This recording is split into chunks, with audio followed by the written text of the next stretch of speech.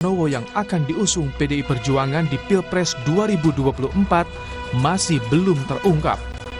Pasca pengumuman nama Ganjar sebagai bakal capres, Ketua Umum PDI Perjuangan Megawati Soekarno Putri sempat memberi kode sudah mengantongi nama-nama bacawa pres. Mega bilang jumlahnya ada 10. Sekjen PDIP Hasto Kristianto menyebut hingga saat ini nama-nama bakal cawapres pendamping Ganjar belum mengerucut pada satu nama. Di acara Bulan Bung Karno Sabtu lalu, sejumlah tokoh yang masuk radar bakal cawapres tampak hadir. Namun sebagian nama lain kehadirannya terwakilkan oleh partai politik. Ya, nama-nama belum mengerucut, masih ada 10 nama. Tadi banyak juga yang hadir, yang dari 7 nama yang dulu disebut oleh Presiden Jokowi. Tadi hadir juga ada Prof. Mahfud MD, Menko Polhukam, beliau juga datang, dan kemudian komunikasi dengan Pak Sandi, itu kan representasinya P3. Kemudian Pak Erick Thohir itu kan diwakili oleh Partai Amanat Nasional. Nah, sehingga sangat lengkap, Golkar ada Pak Erlangga, dan kita juga melihat dari hasil survei ada Pak Ridwan Kamil. Nah, sehingga representasi dari partai-partai yang ada tadi menunjukkan bahwa dinamika bakal calon wakil presiden ini masih akan berkelanjutan. Salah satu tokoh yang kehadirannya disorot dalam acara PDIP kemarin adalah Menteri Agama Yakut Khalil Qomas. Menak yang saat ini bertugas sebagai Amirul Hajj menyempatkan hadir di GBK untuk memimpin doa acara Bulan Bung Karno. Bakal capres PDI Perjuangan Ganjar Pranowo merespons soal kabar Menak yang disinyalir masuk radar pendamping Ganjar. Maka sebaiknya partai-partai yang akan mengusulkan itu menyampaikan, sehingga nanti kita akan bisa bicarakan. Kalau pakai perasaan kan tidak bisa. Saya mau maju loh ya, kita mau maju loh, sebaiknya dia kan nggak bisa. Sampaikan aja, maka kalau sudah sampaikan kita akan disclose gitu, kita terbuka, dan terus kemudian publik akan bisa tahu, oh ini calonnya. Gitu. Pak Menak masuk bursa, Mas? Ya. Pak Menteri Agama kan kemarin datang juga tuh, Mas? Ya, datang ya. Mudah-mudahan ada yang mengusulkan gitu ya. Ya. Sama-sama. Semuanya sama. Selain Megawati yang sudah mengantongi nama-nama bakal cawapres, Presiden Joko Widodo juga sempat berseloroh soal kandidat yang cocok mendampingi Ganjar. Jokowi saat itu menyebut 7 nama, termasuk Prabowo Subianto yang hingga kini menjadi bakal capres yang akan diusung Gerindra dan PKB. Tim Liputan, Kompas TV. PDI Perjuangan hingga kini belum memutuskan nama cawapres pendamping Ganjar Pranowo. Benarkah setelah puncak peringatan Bulan Karno di GBK, nama-nama bakal calon wakil presiden yang ditimbang oleh PDIP ini makin mengerucut? Untuk membahasnya sore ini kita sudah bersama dengan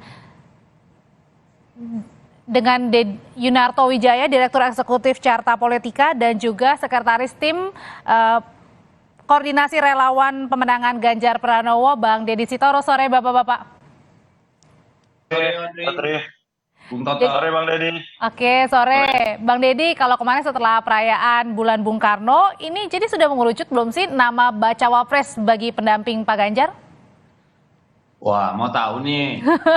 Jumat kita mau tahu, nah sekarang lebih mau tahu lagi Bang, usai kemarin perayaan. Jadi bersabar dulu lah, semua ada prosesnya, karena kan ini tidak hanya dari sisi chemistry dengan capres, tapi juga chemistry semua partai pendukung dan pengusung gitu ya, dan juga potensi menangnya yang harus dieksplor sangat dalam gitu ya. Jadi saya kira sampai hari ini kita belum belum terlalu dalam gitu, belum fix gitu Mbak. Belum fixnya karena apa nih Bang kira-kira? Pertimbangannya apa? Timbang-timbangnya apa? Kan tadi saya udah sebut, tidak hanya chemistry dengan capresnya ya, dengan Pak Ganjar, tapi juga diskusi dengan partai-partai yang mengusung, dan tentu peluangnya untuk menang gitu. Jadi ya banyak hal, karena PDI Perjuangan ini kan juga punya pola, punya mimpi bahwa pasangan capres-cawapres itu memang mewakili spektrum yang ada di masyarakat gitu ya. Jadi banyak hal lah yang harus didalami. Apakah karena juga PDIP saat ini juga mungkin masih menimbang, salah satunya juga karena kan masing-masing parpol ini mencoba untuk memasukkan nama bacawa pres, kemudian dari PDIP ini bingung nih kira-kira mau masukin nama yang mana dari semua kandidat yang ada? Bingung sih tidak, justru di situ indahnya ya dan seninya saya kira. Kalau cuma satu kan tidak menarik ya Mbak ya. Jadi memang ada beberapa nama yang masuk, tidak hanya dari partai-partai yang bergabung dengan kita, tapi juga kan banyak spektrum lain yang harus dipertimbangkan. Ya, dan yang paling penting kan kita pengen menang gitu. Jadi memang proses pendalamannya butuh waktu. Kalau gitu Bang Deddy, ada nama-nama baru yang disebutkan seperti misalnya Pak Mahfud, ada Gus Yakut juga Menteri Agama, terakhir ada nama Pak Andika juga. Ini sebenarnya nama-namanya dari mana? Nama-nama itu ya dari berbagai sumber, dan nama-nama itu kan juga bagian dari 10 nama yang dulu disebutkan oleh Ibu Puan. Oh, oke, kalau gitu. Nah, kalau gitu sekarang saya ke Mas Toto deh nanya. Mas Toto, kalau dari sebelumnya kan disebutkan ada 10 nama bacawa pres ya yang pernah disebutkan Mbak Puan. Nah, kemudian terakhir muncul nama-nama baru, ada nama Gus Yakut, ada nama Pak Mahfud, ada nama juga bahkan mantan Panglima TNI. Nah, hal ini pertimbangannya apa? Apakah itu termasuk dalam radar 10 nama tadi? Atau di luar justru? Ya. Kalau 10 nama yang tahu kan hanya PDI Perjuangan ya, belum pernah di list begitu kan A sampai Z. Tapi ketika kita masih mendengar 10 nama, kita masih mendengar nama-nama baru misalnya yang sebelumnya tidak disebut lalu sekarang disebut.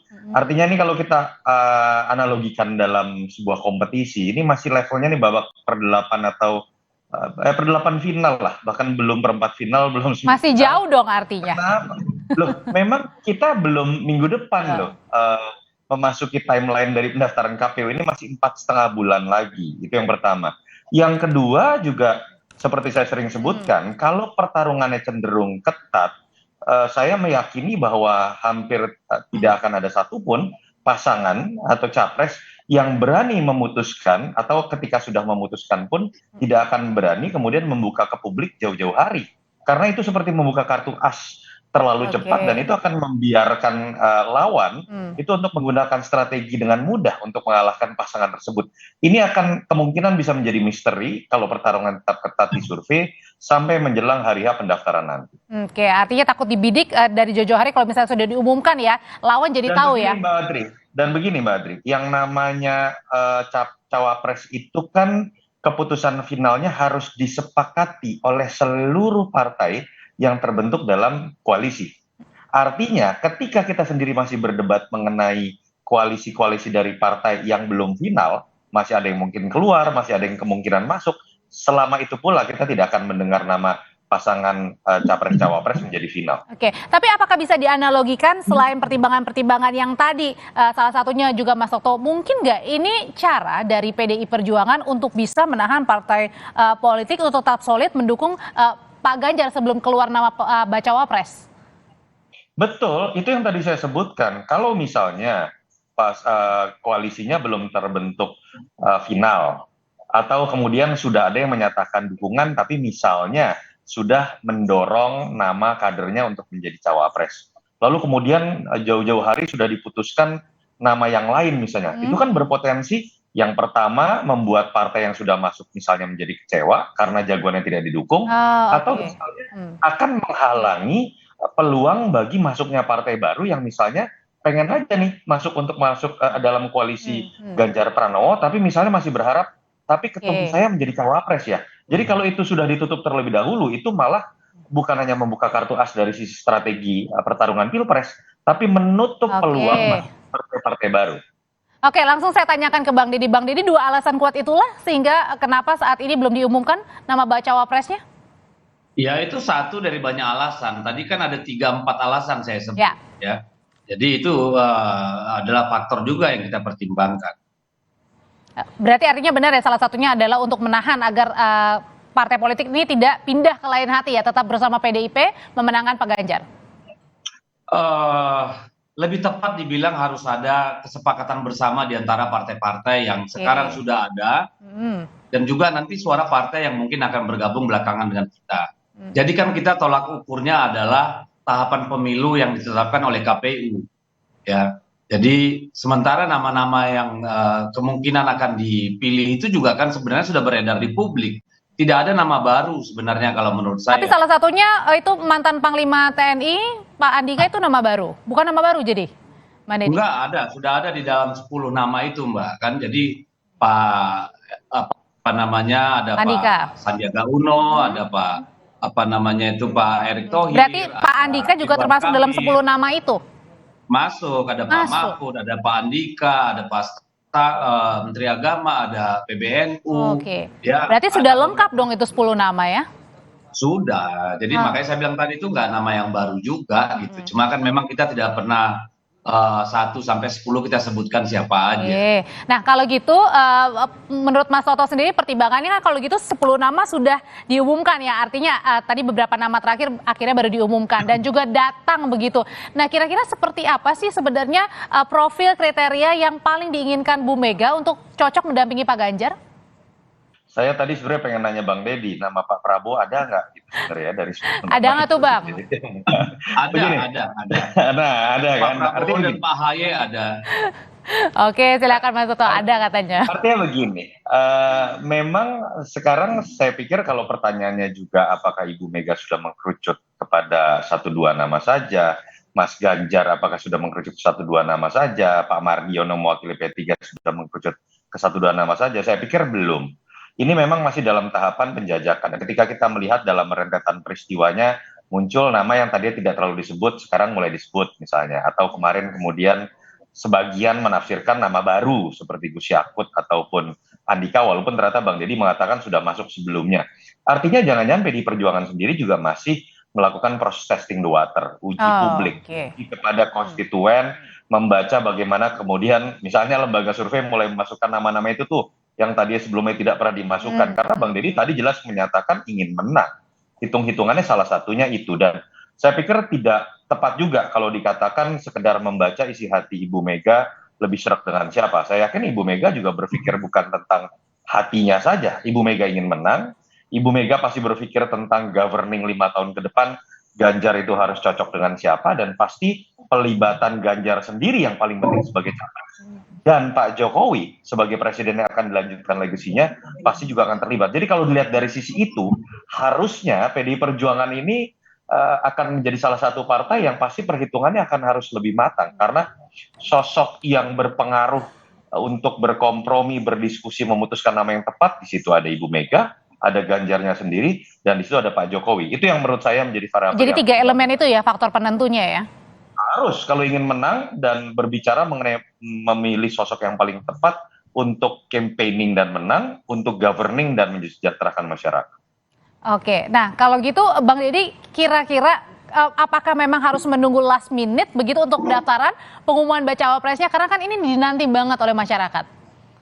Ya tidak harus ya, kita berharap sih lebih panjang waktunya gitu ya, tapi apapun itu kan kita serahkan pada dinamika yang ada gitu loh. Jadi kita juga tidak terburu-buru dan harap diingat Ibu Mega bukan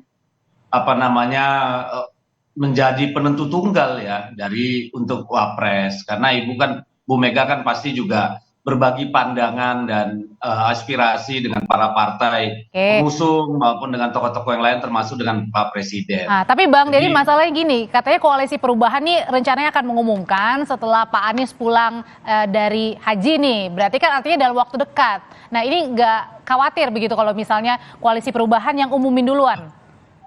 Nggak apa-apa, Pak Anies juga 8 bulan lebih maju dari Pak Ganjar kemarin kan. Jadi ya tidak masalah, makanya tadi saya bilang kita berharap juga tidak terlalu lama. Tetapi kan namanya proses politik, di mana PDI Perjuangan Ibu Megawati harus menjadi katakanlah solidarity maker di antara partai-partai yang mengusulkan, kelompok-kelompok besar yang mengusulkan, aspirasi rakyat yang tercermin dalam survei-survei.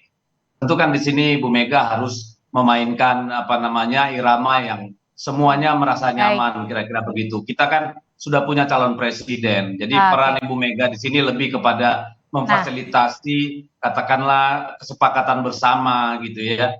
Common purpose buat semua partai yang bergabung dengan kita. Oke, kalau gitu ke Mas Toto lagi. Mas Toto, kalau misalnya Koalisi Perubahan yang duluan mengumumkan nama bacawa presnya, apakah ini kemudian menjadi sebuah keuntungan juga dalam tanda kutip yang dilihat oleh PDIP karena kan melihat pasangan lawan sudah mengumumkan bacawa pres duluan sehingga PDIP bisa menimbang nih kira-kira siapa yang kuat bacawa presnya. Ya, yang pasti Audrey ini jangan kegocek nih kalau kalimat politisi akan ada pengumuman cawapres sesudah Mas Anies naik haji, sesudah itu bisa 1 hari, bisa 3 hari. Oke, baik. Tapi begini, betul yang tadi diasumsikan oleh Audrey bahwa siapa yang terlalu cepat mengambil keputusan mengenai siapa capres cawapres, semudah itu pula akan bisa dibaca misalnya kombinasi antara kedua nama ini lemahnya di mana, secara segmented, secara geografi, dan harus diingat loh. Deklarasi yang sudah dilakukan pun misalnya itu masih mungkin berubah sampai detik terakhir pendaftaran KPU karena negara hanya melindungi hak yang tidak bisa diubah lagi itu ketika sudah didaftarkan oleh KPU dan ditetapkan oleh KPU. Jadi menurut saya tetap kita akan melihat sebuah dinamisasi yang masih mungkin berubah. Dan saya kok meyakini ya, koalisi perubahan pun tetap akan berhitung dengan cermat mengamati perkembangan yang masih sangat ketat, persaingan di antara 2 atau 3 nama, apalagi koalisi perubahan jagoannya ini kalau kita baca di survei selalu ada di peringkat ketiga. Kalau Mas Toto kira-kira nih ya, nimbang-nimbang nih dari sekarang, kalau dari sekian banyak nama, 10 nama, mungkin saja di luar 10 nama itu, kira-kira nanti yang akan dibidik, yang dipilih oleh PDIP, bacawa pres dari yang mana nih kira-kira? Unsur elemen apa yang untuk menguatkan Pak Ganjar? Begini, kalau bicara, saya kalimatnya ulang tepat loh. Menurut saya tetap yang memilih Ganjar Pranowo.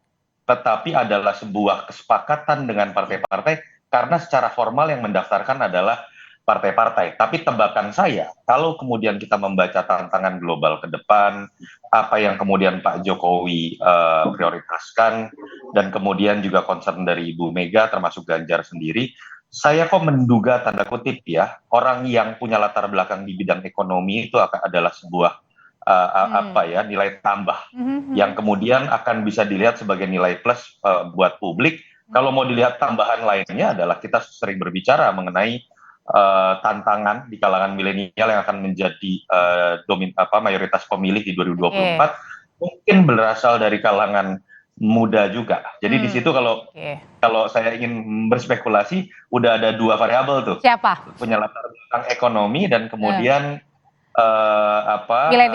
bisa disebut muda ya tadi ya. Kalau gitu siapa Mas Toto berarti? Muda. Itu sebenarnya Bang Deddy aja udah bisa nebak. Kalau gitu siapa Bang Deddy? Apakah nama-nama yang dikira-kira oleh Mas Toto itu ada kemarin hadir di di bulan Mukarram? Saya menduga ya. Saya sebutin deh. Ya. Kalau tidak Erick Thohir, Sandiaga Uno. Betul begitu Bang Deddy? Iya, saya nggak berani mendahului ya. Tapi kalau indikatornya yang disebut sama Mas Toto kan ya memang 2 nama itu yang paling. Tapi kemarin nggak hadir tuh dua-duanya. Ya, gimana saya bilang ya. Kita masih menebak-nebak lah, karena apa? Karena kan tadi saya bilang bahwa perlu pendalaman tidak saja chemistry dengan Pak Ganjar, tetapi juga aspirasi dari partai-partai dan organisasi-organisasi besar, tokoh-tokoh di Indonesia termasuk Pak Jokowi gitu ya. Peluangnya untuk menang di lapangan, kemampuannya untuk menggalang suara, dan tadi terutama juga tentu ada ada kecakapan khusus, apakah itu ekonomi, apakah menggait milenial dan sebagainya. Jadi banyak faktor, tidak ada yang determinan kalau menurut saya. Semuanya harus menjadi akumulasi dari banyak faktor untuk memastikan kemenangan dan keberlanjutan apa yang sudah dilakukan oleh Pak Jokowi. Oke, artinya masih banyak faktor yang ditimang-timang sampai dengan sekarang untuk menentukan bacawa pres pendamping Pak Ganjar Pranowo. Bang Deddy, terima kasih. Mas Toto, terima kasih. Sehat selalu. Terima kasih. Terima kasih, Bang. Usai jeda, saudara, kami kembali dengan informasi dari jelang puncak ibadah haji. Kementerian Agama menyiapkan sejumlah skema untuk jemaah lansia atau lanjut usia. Di antaranya adalah pelayanan safari wukuf dan badal lempar jumroh.